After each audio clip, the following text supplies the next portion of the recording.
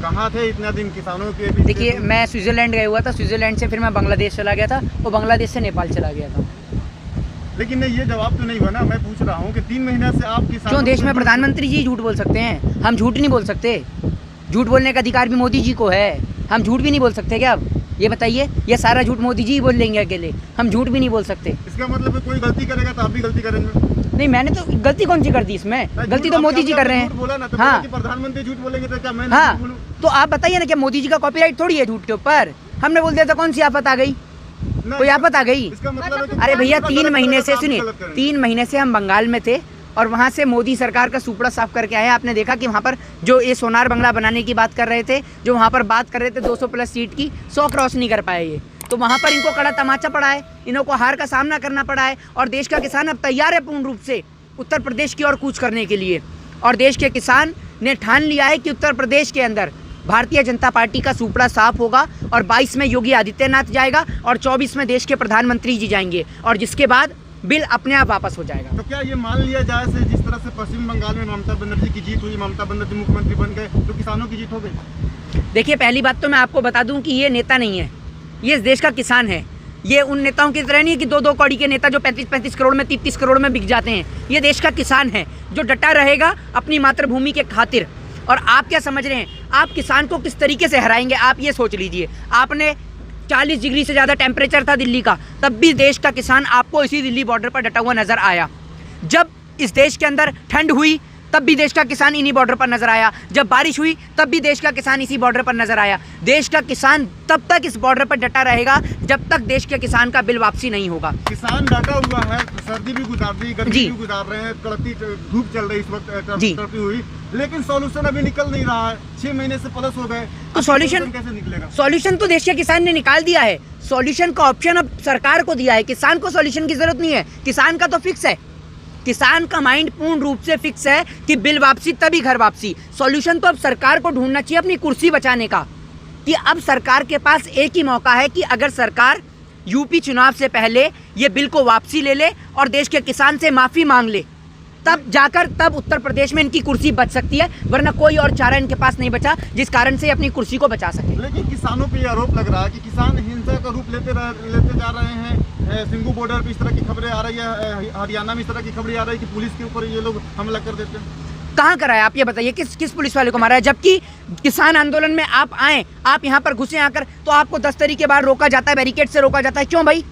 जबकि सबको पता है 6 महीने से देश का किसान बॉर्डरों पर डटा हुआ है, यहाँ किसी को रोकने का कोई मतलब नहीं। अगर कोई व्यक्ति इस रोड पर आ रहा है तो सबको पता है कि वो किसानों के लिए आ रहा है, किसानों से मिलने आ रहा है। तो जब आप देश के किसान को उकसाएंगे तो देश का किसान चुप रहेगा। और आपने कहा कि वहाँ पुलिस वालों को मारा जा रहा है, आप जैसे पत्रकार ये सवाल नहीं पूछते कि आज जम्मू कश्मीर के अंदर जो हमारे देश के जवान और जो पुलिसकर्मी शहीद हुए हैं उनका बीड़ा कौन उठाएगा? आज आपको पता है क्या हुआ जम्मू कश्मीर के अंदर? नहीं पता होगा आपको, क्योंकि आपको तो ये पता है कि मोदी जी ने थाली कब बजवाई थी, दिया कब जलवाया था और टॉर्च कब जलवाया था। आपको तो मोदी जी की वाहवाही से फुर्सत नहीं है। लेकिन जिस तरह से आरोप लग रहे हैं किसानों पे, तो वो तुम्हें कोरोना फैलाने का भी आरोप लग रहा है। एक बात आप मुझे बताइए, इस देश के अंदर जब लॉकडाउन होता है, ठीक है, जब इस देश के अंदर नेता ऐसे लॉकडाउन करते हैं और चुनावी रैलियां ऐसे करते हैं कि जैसे लॉकडाउन करके दुकान खोल के इस देश का व्यापारी जो है वो कोरोना बांट रहा हो, और चुनावी रैलियां ऐसे करते हैं जैसे चुनावी रैली ना करके कोरोना की वैक्सीन बांट रहे हों। जब चुनावी रैली होती है तब इस देश के अंदर नहीं होते। कितने लोग संक्रमित होते हैं? क्या चुनावी रैली में नहीं होते? या फिर चुनाव क्या कहता है कोरोना कि जब चुनाव होगा तब मैं बाहर नहीं निकलूंगा, सैटरडे संडे में घर से बाहर नहीं निकलूंगा, ये कहता है कोरोना है?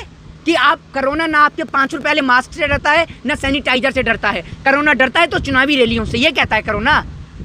अभी आप कल चुनाव की डेट अनाउंस हो जाए, सब कोरोना खत्म, काय बात के लिए नहीं? कोरोना कैद है तो स्कूल और कॉलेजेस के अंदर, कि आप कल को स्कूल खोल दो, दारू का ठेका खुल जाएगा, लेकिन स्कूल और कॉलेजेस नहीं खोले जाएंगे, क्योंकि अगर पढ़ेगा इंडिया तो भाजपा के गवारों से सवाल पूछेगा इंडिया, और भाजपा के गवारों के पास उन सवालों का कोई जवाब नहीं है। भारत के प्रधानमंत्री और गृहमंत्री ने एक बयान दिया। गृहमंत्री? हाँ, गृहमंत्री। देश में गृहमंत्री भी हैं? तो क्या आपको पता नहीं है कि गृहमंत्री है? नहीं, मैं तो पिछले 6 महीने से गृहमंत्री दिख ही नहीं रहे हैं। मैं समझ रहा मैं भूल ही गया था कि गृहमंत्री भी हैं। चलिए, आपने अच्छा याद दिलाया। हाँ, गृहमंत्री को लेकर पूछिए, क्या पूछ रहे थे? अमित शाह जी एक बयान देते हैं कि मोदी जी के नेतृत्व में कोरोना लहर की दूसरी लहर जीती गई। हाँ। क्या लगता है आपको, सच में मोदी जी के नेतृत्व में कोरोना लहर की जंग जीती गई है क्या? अभी ये डिसाइड कर लीजिए कि मोदी जी के नेतृत्व में जीती गई है या बाबा रामदेव के नेतृत्व में जीती गई है, ये आप डिसाइड करिए। अरे भैया, इस देश के कितने ना जाने स्वास्थ्य कर्मियों ने, ना जाने कितने डॉक्टर्स ने, कितने अपने परिवारों को खो दिया, कितने लोगों ने अपने घर और परिवार को खो दिया, और आप कहते हैं मोदी जी के नेतृत्व में। मोदी जी के नेतृत्व में तो बिहार का चुनाव लड़ा गया, मोदी जी के नेतृत्व में तो बंगाल का चुनाव लड़ा गया, बस ये काम किया गया है।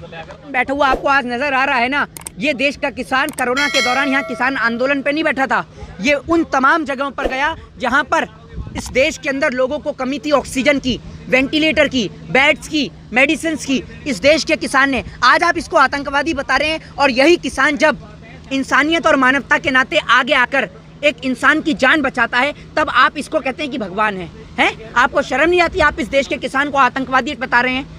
मोदी जी से ज़्यादा अगर कोरोना की कहर में काम करा है तो इस देश के किसान ने करा है, और मोदी जी को देश के किसान से माफ़ी मांगनी चाहिए, और देश के किसान से कहना चाहिए कि हमने जो आपको आतंकवादी कहा, यह हमारी गलती थी, यह हमारी गलतफहमी थी, और देश के किसान से माफ़ी मांगनी चाहिए। अगर अभी भी न शर्म है तो देश के किसान से माफ़ी मांगे और बिल को वापसी ले। भारत के प्रधानमंत्री ये भी बयान देते हैं कि 80 करोड़ जनता को फ्री में राशन देंगे, क्या लगता है? जैसे 15-15 लाख आपने दे दिए ना, है ना, वैसे आप 80 करोड़ लोगों को फ्री में राशन भी दे देंगे।